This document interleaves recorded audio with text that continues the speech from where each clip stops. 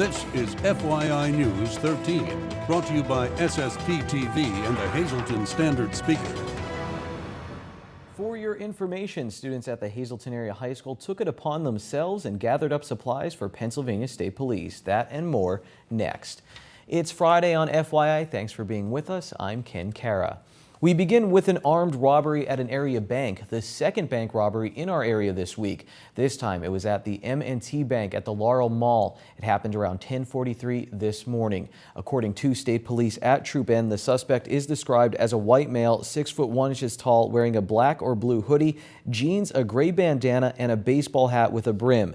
He made off with an undetermined amount of cash. Trooper Chrisman, who is the lead investigator, tells FYI that the suspect did reveal a gun, but did not point it at anyone. The suspect said, quote, "I don't want it to get ugly," unquote, and he also said, quote, "No police," unquote. There were customers in the bank, however, no one was injured. Anyone with information is asked to call state police at 570-459-3890. This is the second bank robbery this week. First National Bank in Rittenhouse Place in Drums was robbed on Monday. Students at Hazleton Area High School made a huge donation today to help Pennsylvania State Police in their ongoing search for Eric Freen. This is what was collected in 1 week's time. We talked with Student Council President Luke Olander about why the students felt it was important to help. Well, the supplies were raised by the Hazleton Area High School, the Hazleton Area Academy of Sciences, and the Hazleton Area Career Center. And we saw that there was a need in the community because the state troopers needed help, and they're doing a good job with the whole Freen situation, and we just thought it was right to help them out. Law enforcement could be a very tough job sometimes, and we thought just helping them out in some shape or form could make their job a little bit easier. That's what we wanted to do. The supplies were to be picked up today by the American Red Cross and then given to the Pennsylvania State Police to help troopers who are involved in the massive manhunt. Meanwhile, members of Valley Regional Fire and Rescue are also collecting items for the Pennsylvania State Police. The list of items that they are collecting is now up on your screen. Items range from drinks to candy to hand sanitizer. Items will be delivered once a substantial amount has been collected, and they can be dropped off at 14 West Butler Drive in Drums on the firehouse side. The colder weather usually brings concern over the flu, but this year a new virus has emerged. FYI's Lisa Sugart has more. We've heard it in the news quite often lately, enterovirus. And many of you out there are wondering, what is it and is it in our area? To get those answers, we are here at Lehigh Valley Hospital Hazleton to talk with Dr. Steve Glicken, who is the chair of pediatrics. Dr. Glicken, I guess, first of all, tell us what enterovirus is. Okay, enterovirus is a large family of viruses, and it includes a number of smaller families like the Coxsackie viruses, the echoviruses, and there's also a subgroup called enteroviruses. Among them is poliovirus, which is not related to the current infections we're seeing.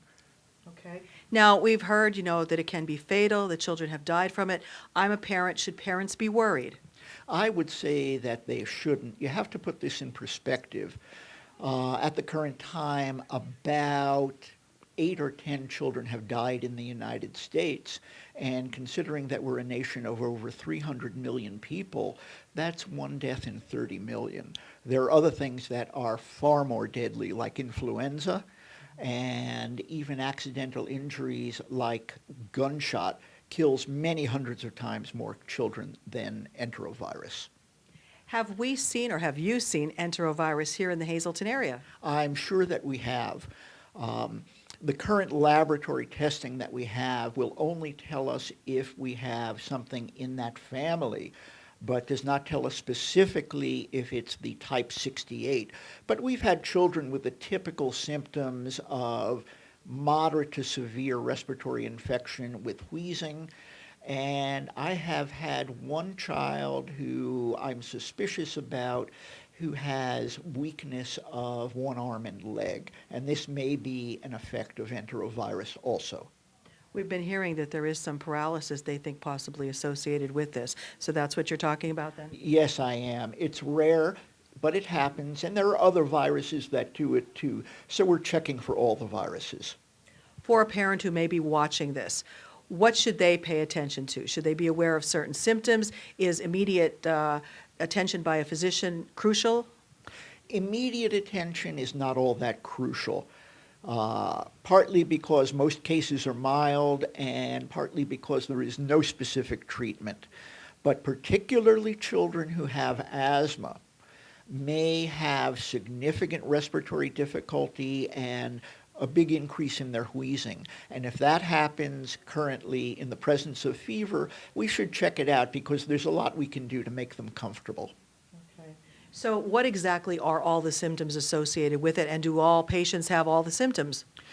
No, all patients don't have all the symptoms. Most children who catch it are just going to get a bad cold with or without a fever, and then in the majority of cases we won't know that it's enterovirus because we won't test for it. Some children will have significant difficulty with their oxygen levels and significant wheezing, and in those children we are testing for the virus, although that's mainly to know what's in the community and doesn't change the treatment that we offer. A few children will develop GI symptoms, diarrhea and or vomiting, and very rarely there are cases of encephalitis, which is like meningitis, and that usually gets completely better. And there are a few who develop disease in the nerves supplying the muscles of arms or legs. That's quite rare, but needs attention, and they may require physical therapy to help them recover. Well, one final question. Is there anything we can do to stop the spread? Like, is hand washing important? Hand washing is always critical with most respiratory infections. People think that it spreads when you sneeze or cough through the tiny droplets, but the hands are a much more effective way to spread all of these illnesses. So everyone in the house should wash their hands if there's anyone ill, and try to avoid touching people who are sick, and don't touch your own face without washing your hands. All right. Some very important advice. Hopefully we've calmed your fears and let you understand this enterovirus a little bit better. Thanks, Lisa.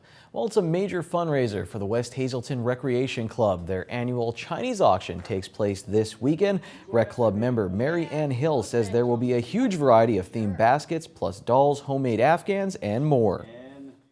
Having this Chinese auction enables us to have a lot of the programs that we do have. We're a very small, dedicated group that works very hard, and this being our major fundraiser, we try to enhance it as much as we can so that we can keep our programs alive, because through the year we do an Easter egg hunt, Halloween party, Christmas party. We work alongside of some other clubs. We have a senior luncheon once a year, so having this enables us to do that. There will also be 2 unique items in this auction. These chairs were built in 1940 by a cabinet maker from West Hazelton by the name of George Lorkey. And the wood was donated by a man named Arthur Tully. So if you look at them, there's 2 of them here, and they are 74 years old. The event also features a raffle, homemade foods like pulled pork and barbecue, and delicious baked goods. Early birds can stop in on Saturday from noon until 8 p.m. Doors open Sunday at 11 a.m. with the actual auction starting at 2 p.m. at the West Hazelton Community Center at 4th and East Cranberry Avenue in West Hazelton. Attention all car lovers, Eagle Rock Resort is hosting a car show tomorrow with a rain date of Sunday. These are some of the great cars that you'll see presented by the Race Club. RACE stands for Raising Awareness for Children Using Engines. 100% of the proceeds from the car show will benefit special needs children with no deductions covering costs. Registration is tomorrow morning from 9 until 12 p.m. with the car show from 9 until 2 in the parking lot at Eagle Rock. The car show is part of the big Fall Festival weekend taking place Saturday and Sunday at Eagle Rock Resort. The public is invited. It's time once again for the Pardeesville Haunted Trail. Experience a night of terror, all for a good cause, the Pardeesville Recreation Association. Come take a hauntingly good tour, enjoy games, tricky trays, and refreshments at the Pardeesville Playground and Baseball Complex. The trail will be open tonight and tomorrow starting at 7 p.m. and on Sunday night at 7 p.m. it's Scary Story Night free of charge. Come in costume if you like. Bring your friends and family this weekend to the Partysville Haunted Trail. Coming up next, we'll give you your weekend weather forecast. And during the Sportscast, we talk with Tampa Bay Rays manager Joe Maddon about his team's 2014 season and the MLB postseason. This is FYI News 13, brought to you by SSPTV and the Hazleton Standard Speaker. We're making your wedding unique here at Sand Springs with Stacy, and she has some great tips that we've been offering you. And I know when you're looking for the location, the venue, there's so much to think about. Rooms like this, having a bridal suite, are essential to just making the bride feel at home, giving her an option to just take that break before visiting with her guests after her ceremony. Right, the bridal suite is something that we offer here as a location for the bridal party to relax in after the ceremony. They can all come up here, they can hang out, take a deep breath, take a seat, and have some food. Everything their guests have for their cocktail hour, the bridal party have available up here. All the food, beverages, everything. It's not like they're missing anything. It seems like different traditions come back, because before it was like this, where you had your private time with your bridal party, and then the trend switched back to, no, I want to celebrate with my guests and enjoy the happy hour with them, and now it's back to being private. Right, I think a lot of that has to do with the fact that the receptions are longer. Here at Sand Springs, we do offer a 6-hour wedding reception. So to be up here away from the guests for an hour is just something that the bride and groom seem to need. They need a moment because it's such a big day for them and a long day that they just need to sit down and relax and enjoy the moment together with their closest friends. I know we're talking about having the weddings, but stepping back and looking at the big picture, this room is also available for bridal showers and any other of their needs when it comes to getting married. Right, any corporate events up here, any meetings, showers, an engagement party, rehearsal dinner, this room is available for that as well. All right, well, thank you for all the good advice. You can check in with Sand Springs. They are booking fast. 2014 is primarily booked. 2015 is almost booked. So if you are getting married, please call Sand Springs today and get the information that you need to have a unique, one-of-a-kind wedding. Time now for FYI News 13 weather. The beautiful fall colors. Make sure you take them all in before they make like a tree and leave. I may put myself on a talking timeout for that, but let me give you our local forecast from the National Weather Service first. Tonight, rain, 80% chance, mainly after 10 p.m., so we should get the Football Friday games in. The low will be 43 degrees. On Saturday, rain is likely again. The high will be 56 degrees. Saturday night, it's cold and partly cloudy. The low 38. On Sunday, mostly sunny. The high 56. Chance of showers comes back to the area Sunday night, low of 45. 50% chance of showers on Columbus Day, high of 63. Another chance of showers at night, only 40%, low 59. Tuesday, rain sticks around in the area, high 69. On Tuesday night, rain very likely, 70% chance, low of 53 degrees. This Sunday marks the 30th annual Tamaqua Heritage Festival. The event is sponsored by the Tamaqua Historical Society and will be held from 10 until 5 p.m., rain or shine. Among the many festivities, an open house at the Tamaqua Anthracite Model Railroad Club, approximately 100 crafters and vendors featuring their handcrafts, jewelry, holiday decorations, and more. There will also be an antique and classic car show, great entertainment, and much more. The Tamaqua Heritage Festival takes place this Sunday from 10 a.m. until 5 p.m. And here's the green screen, your midday Pennsylvania winning lottery numbers. The daily 718, the big 4 2297, Quinto 11654, Treasure Hunt 10 12 14 16 22. In sports, we'll give you the Football Friday schedule and talk with Joe Maddon. We'll be right back.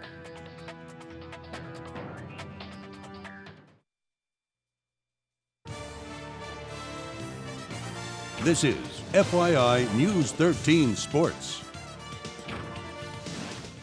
The weeks are flying by. It's just a whirlwind of Dave Days and Football Fridays. I'll show you what's going on football-wise in our area very soon, but I would like to start out with a man who played football during his high school days. Here's Tampa Bay Rays manager and former Hazleton High School Mount football player Joe Maddon talking about the Rays season and what he's keeping an eye on in the MLB playoffs. I was an angry guy for a couple of weeks, the fact we're not involved in the tournament. We went through a really bad stretch. That 1-14 stretch kind of kicked our butts. We came back from 18 under 500 to get back to 500, which is pretty impressive on a part of our guys. But regardless of all that, it's just it's something that I'm hoping serves as motivation for all of us moving into next year because we really need to be and want to be in the playoffs this time of the year. I don't. I just, Shields' pitching for our Kansas City. Wade's coming out of the bullpen. Delman Young's with Baltimore. The Giants, I don't think we have anybody out with the Giants or St. Louis. Oh, Randy Choate. I love Choate. Choate is a good guy, man. He did great work for the Rays. But watching James, I guess he's going to pitch the first game against Baltimore, and he's played against them often. So there's a lot of familiarity with both sides there. We'll hear from some of the former Major League Baseball players who golfed with Madden at the Rally in the Valley Hazelton Integration Project fundraiser on FYI weekend. All right, stop chanting. Here's the Week 7 Football Friday schedule. The Big HA, they would love to break into the win column all the way up in Tunkhannock down south in the Anthracite League. The Blue Raiders look to keep up their winning ways. They're making the trip to Shenandoah Valley to play the Blue Devils. Marion Catholic, the Colts trying to get back to their winning ways at home against Schuylkill Haven. Monoy area, they host unbeaten Jim Thorpe. And speaking of unbeaten, North Schuylkill looking to keep rolling against Mount Carmel. Here's the FYI Standard Speaker scoreboard. Panther Valley played Lehighton on the gridiron on Thursday, and Lehighton improved to 5-2 on the year and 4-1 in the Anthracite League. The Lady Cougar field hockey team has scored some big wins this year, but Honesdale knocked them off in overtime. But this talented team is still dreaming of a district title. We'll talk with some of the girls on FYI weekend, including Kara Sanford, who had a goal in this game, and she is sitting on 97 career points. MMI and Tamaqua, they fell in girls volleyball. Tamaqua also took a loss in girls soccer. Now some running. That was Forrest Gump. FYI, the Lady Cougars got a sweep while the Lady Preppers were swept. On the boys' side, it was the same result. Huge article in today's paper from Dave Seaman on some of the former MLB players who are in our area this week. Check that out. SSPTV Sports Show Out of Left Field debuts on Monday at 8 p.m. and Ron Marchetti will be a part of it as we take a look at how Ron Marchetti ended up loving sports this much. Here's Short Shots.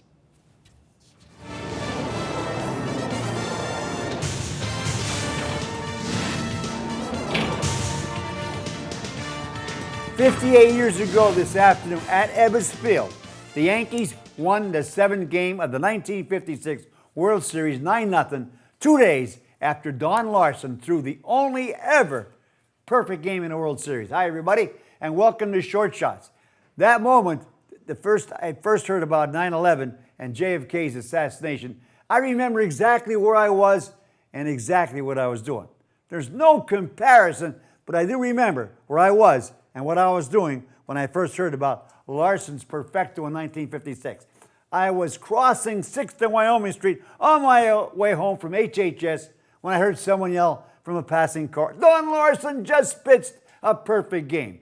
In those years, World Series games were played in afternoons, and usually by October 10th, the World Series was over.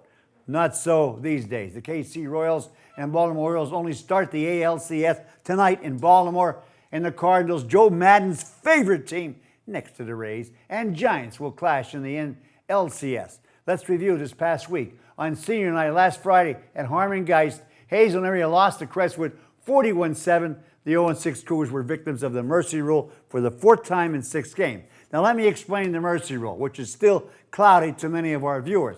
When a team leads by at least 35 points at the end of the first half, the mercy rule kicks in at the start of the second half. The clock stops only on timeouts and injuries. And when a team extends its lead to 35 points in the second half, the mercy rule starts immediately. Once it starts, it doesn't stop, no matter how much the losing team rallies. Crestwood has not been forced to punt in their last 5 games. That's unbelievable. The Cougars were held to 73 yards total offense. The Marion Colts were held to 64 yards total offense as they were being scalped by the Lehigh Indians 24-0. Marion is 3-3. Other scores of local interest: Berwick whipped Wyoming area 29-13. Tamaqua microwave Minersville 40-8. North Schuylkill spanked Shen Val 42-7. Jim Thorpe powdered Panther Valley 27-6. Blue Mountain mashed Mon area 35-6. And the biggest rout in the state last week, Schuylkill Haven, who is at Marion Catholic tonight, planted Pottsville Nativity 67-0. What else? Marion sensational freshman Tina Caprell set a new girls cross-country home course record in hometown, beating her own course record by 44 seconds. She crossed the finish line 3 minutes and 29 seconds before the runner-up and Bronco quarterback Peyton Manning threw his 500th career touchdown pass. Finally, the World Series is scheduled to start on Wednesday, October 22nd. If it goes 7 games, it will end October 30th, the night before Halloween, which is one night before Hazelton area ends its football season. Mother of God! That's weather permitting. Till Monday, Yahtzee Sewell. Be happy it's Friday and go to Bottlenecks for half-price happy hour starting at 6 p.m. They have live music and half-price appetizers. Good evening, everyone, and here's tonight's Talk of the Town report. First tonight, the Penn Rod and Gun Club will be holding a block shoot October 12th from noon until dusk. It will be held at the club grounds just off Tower Road in Black Creek Township. Homemade food and refreshments will be available, and the public is invited to attend. And our final announcement, the Greater Shenandoah Area Historical Society will be sponsoring a rummage sale from 8 a.m. to 3 p.m. on October 17th, 8 a.m. to 1 p.m. on October 18th. The event will be held at the Main Street History Center. Donations can be dropped off October 16th from 10 a.m. to 4 p.m. The Society cannot accept computers or televisions. That's tonight's Talk of the Town. News 13 would like to send sincere condolences to the family and friends of these recently departed. Helen M. Molinsky, formerly of Hazelton. Mass is Saturday at 10 a.m. at the Our Lady of Good Counsel Roman Catholic Church. Angela Cheryl Staruch of Hazelton. Memorial is Saturday at 2 p.m. at the Ward Family Church. Anna B. Palat of Sugarloaf. All services will be held privately and at the convenience of the family and under the direction of the Harmon Funeral Home. Nellie Sissick, formerly of McAdoo. Funeral is Saturday at 9:30 a.m. from the Stanley E. Analowski Funeral Home. Friends may call Friday from 6 to 8 p.m. Richard D. Batista of Hazelton. Arrangements are under the direction of the Frank J. Bonin Funeral Home. Anna M. Mistrician of Hazelton. Arrangements will be announced by the Frank J. Bonin Funeral Home. And Thelma E. Mindick, formerly of Rock Glen. Arrangements will be announced by the Harmon Funeral Home.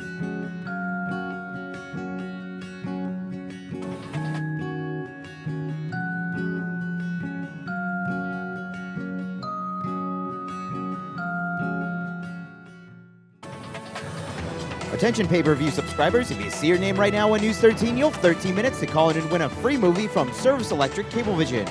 Our winner tonight is Susan Trossel of Mahoney City. Susan, if you're watching, give us a call right now, 570-455-7267, extension 104.